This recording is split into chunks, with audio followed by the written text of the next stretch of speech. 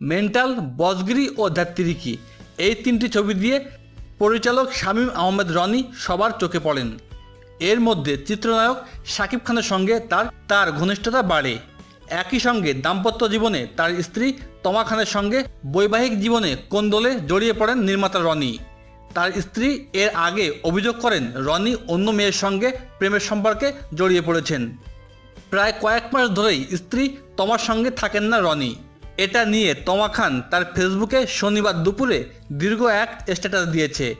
তবে স্ট্যাটাসে আগাগোড়া রনির নাম লেখা থাকলেও তমা এটি শাকিব খানকে উদ্দেশ্য করে লিখেছেন, কারণ রনি শাকিব খানের খুব কাছের মানুষ। আপনাদের জন্য তার স্ট্যাটাসের কিছু অংশ আমি পড়ছি। শুনেছি তিনি একজন নতুন প্রেমিকা জুটিয়েছেন এবং তার সঙ্গে চুটিয়ে প্রেম করে যাচ্ছেন। সেই প্রেমিকাকে নায়িকা বানিয়ে শুনেছি তিনি নতুন সিনেমাও তৈরি করতে যাচ্ছেন।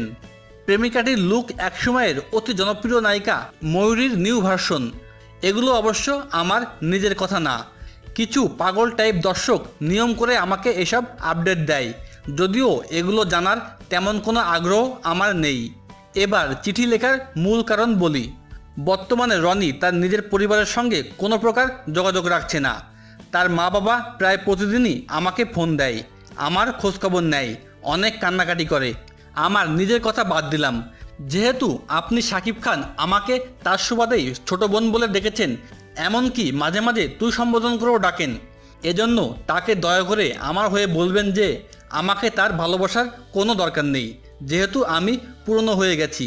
ঠিক আছে, সে তার প্রেমিকা নিয়ে সুখে থাক, কিন্তু সে যেন তার বাবা মার খোঁজ নেয়। তারা তাকে জন্ম দিয়েছেন, তারা আসলে খুব অসহায়। তারা চায় তাদের একমাত্র ছেলে একজন ভালো মনোরোগ চিকিৎসকের পরামর্শ নিক, সে সুস্থ ও স্বাভাবিক জীবনযাপন করুক। রনি তাদের একমাত্র ছেলে সন্তান, অন্তত এটা তাকে বুঝতে হবে, বোঝা উচিত। ছোট বোন হিসেবে শাকিব ভাইয়ের কাছে এটাই আমার প্রথম এবং একমাত্র দাবি। আর আমি কিন্তু অনেক ভেবেচিন্তেই আপনার কাছে কথাগুলো বলার সিদ্ধান্ত নিয়েছি, কারণ বিগত 3 বছরে আমি বুঝে গেছি শুধুমাত্র আপনি ছাড়া সে অন্য কারো কথা শুনতে রাজি না, শুনবেও না, কারণ আমি তাকে খুব ভালো করে চিনি। হাস্যকর হলেও সত্যি, 4 মাস আগেও আমার সাথে সে যখন স্বাভাবিক কথাবার্তা বলতো, সে আপনার টোনেই এবং আপনার মতো অঙ্গভঙ্গি করেই কথা বলতো। মনে হতো একজন জলজান্ত শাকিব খান আমার সাথে সংসার করছে। সে আপনাকে ব্যক্তি মানুষ হিসেবে গুরু মানে, এটা আমার 3 বছরের অবজারভেশন। অনেক বাড়তি আলাপ করে ফেললাম বড় ভাই, আপনার হয়তো এত বড় চিঠি পড়ার সময় নেই, কেউ হয়তো আপনাকে পড়ে শোনাবে জানি।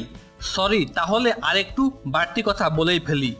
আপনার কি মনে পড়ে বড় ভাই, রাত 2টার দিকে একদিন ফোনে আপনাকে খুব করে বকেছিলাম একটা বিশেষ কারণে, এই জন্য পরদিন আপনি আমাকে বলেছিলেন দজ্জাল।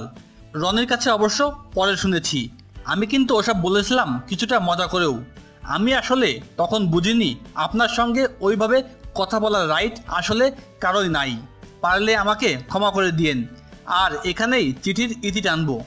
একজন সুপারস্টার হিসেবে এমন সম্মান নিয়েই বেঁচে থাকুন, ব্যক্তিজীবনেও সাফল্য ও সম্মান নিয়ে বেঁচে থাকুন।